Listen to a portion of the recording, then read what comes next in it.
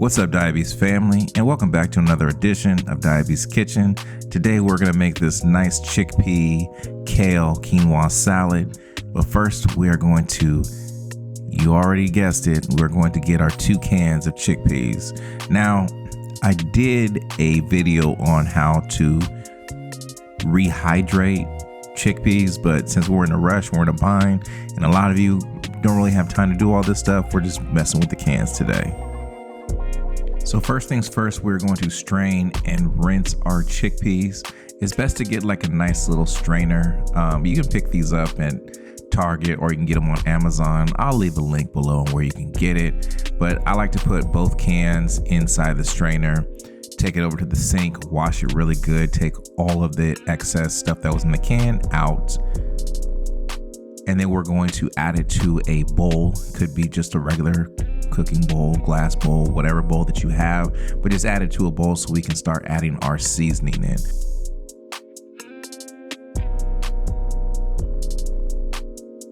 Now that we have everything nice and rinsed, we're just going to make sure that we have the seasonings that we need. This is just going to be a quick and easy type of seasoning. So you already know how I get down. We're going to do some nice Himalayan sea salt because, you know, we don't mess with the table salt. You feel me? And then we're going to hit it with some nice black pepper.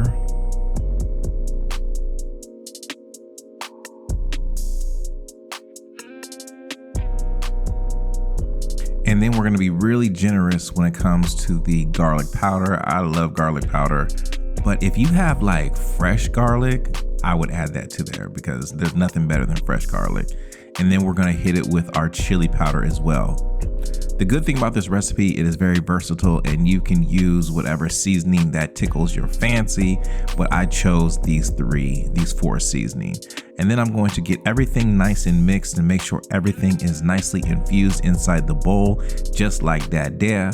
Get you some parchment paper, and then we're going to spread this out on a baking sheet, because why else? You feel me? And then we're going to take our hands, make sure your hands are nice and washed, and we're just going to spread these bad boys out. But before we spread it out, we're going to hit it with some nice oil. Could be some grapeseed oil or some regular olive oil. But we are going to spread these bad boys out, make sure everything is nicely infused and spread out, and see how the seasoning is looking nice on here. You could add a little more seasoning if you like, but this is how it's supposed to look on your baking sheet. You want to make sure everything cooks evenly.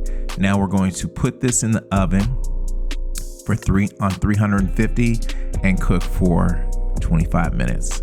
Now it's time for the quinoa. We are going to do 1 cup of quinoa. We're going to add it to our Instapot. And like I said, I love my Instapot. I do everything with this thing. And then we're going to take some tomato bouillon. Now this is the thing, I don't use regular water. I mean, I do, but I like to add flavor to my quinoa. Whatever you flavor your quinoa, that's what it's going to taste like. It absorbs the flavors. And then I'm going to do about 2 cups of this tomato bouillon and put it inside. But before I put it inside, I'm going to give it a nice little stir. Make sure everything is nicely dissolved, but use warm water when you do this because it just makes it easier for it to dissolve. And then I'm going to add it to the Instapot. Once that's added, I'm going to put the top on and set it and forget it. That's why I love the Instapot. Like, I don't really have to do those extra steps when you actually cut it, when you actually cook it in the pot.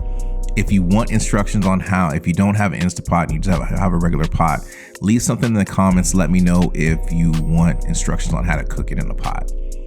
Well, while that is cooking, I'm going to wilt my kale down. Usually I would use a steamer, but since I don't have a steamer, I just added just a little bit of water to this pot, and then I just turn it on medium heat and I just let it do its thing.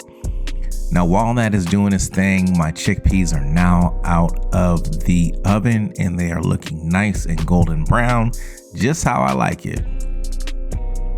And look at that, quinoa is already done. We're just waiting on the kale. So while we're waiting on the kale, I'm going to put the quinoa into a bowl and just let it, give it some time to cool off.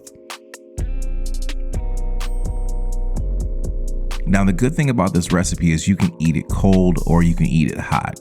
It doesn't matter. It tastes good either way.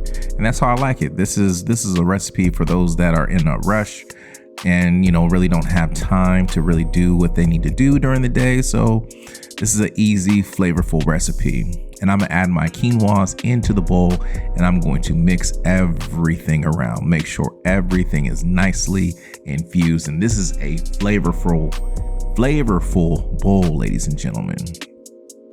Now that everything is nicely infused, my kale is done. And guess what? I'm going to take the kale and put it into my colander.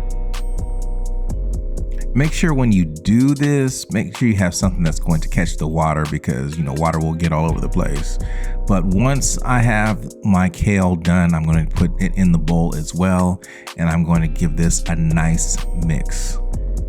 One thing I like about this bowl, it is flavorful, it is hearty, and it is healthy for you.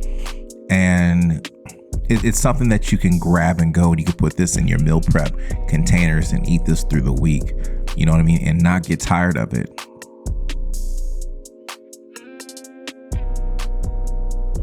And just like that, ladies and gentlemen, we are ready to serve.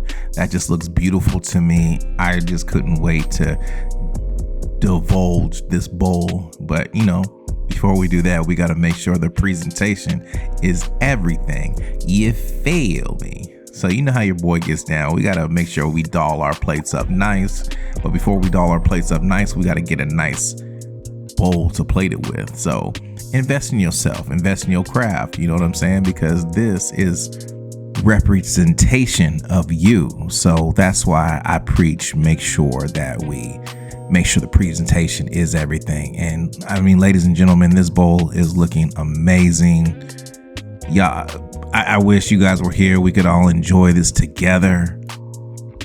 Now, before we get down with the we got to make sure we add a little bit more texture. So I toasted some almonds and this gives it that little bit of crunch.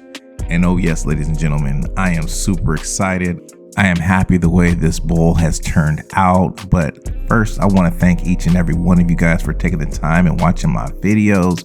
You could be anywhere in the world, but today you decided to be right here with me. And for that, I thank you. Make sure you like, you subscribe, and click the bell so you know every time I drop a new video. Holla at ya, boy. Peace.